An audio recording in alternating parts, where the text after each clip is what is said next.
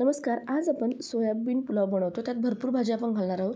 तर इथे तांदूळ घेतले आहेत. तांदूळ आणि सोयाबीन आपण धुवून घेणार आहोत. सोयाबीनचे मिनी चंक्स आहेत ते घेतले. त्याचबरोबर टोमॅटो, 2 गाजर, 1 मूठभर काजू, थोडे वाटाणे घ्यायचे आहेत आणि ते मी बिर्याणी मसाला घालणार आहे. तो सोयाबीन धुवून आपण ठेवू या साईडला. खूप जास्त वेळ भिजवायचे नाही आहेत. आपलं जोपर्यंत हे मसाले आणि भाज्या भाजून होत आहेत तोपर्यंत सोयाबीन थोडेसे भिजतील. जास्त भिजले तर ते फार मऊ होतात. तर आता काजू मी तळून घेतले आहेत तेलामध्ये आधी मी मोहरीची फोडणी दिली, जिरं मोहरीची, आणि त्यातच टोमॅटो घातला आहे. टोमॅटो चांगलं परतून घ्यायचं आहे. यातच आपण आता सोयाबीनचे चंक्स घालणार आहोत. ते फार एकदम मऊ भिजले नाही आहेत, हलके भिजलेले आहेत. त्यात बाकीचे मसाले म्हणजे मी हळद आणि मीठ घातलं आहे. परतून घेऊयात.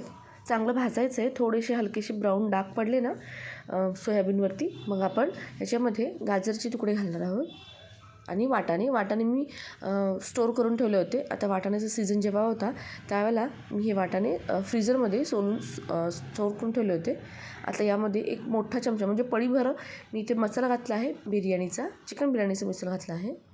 त्याच्याने फ्लेवर फार छान येतो आणि भरपूर भाज्या घालायच्या आहेत.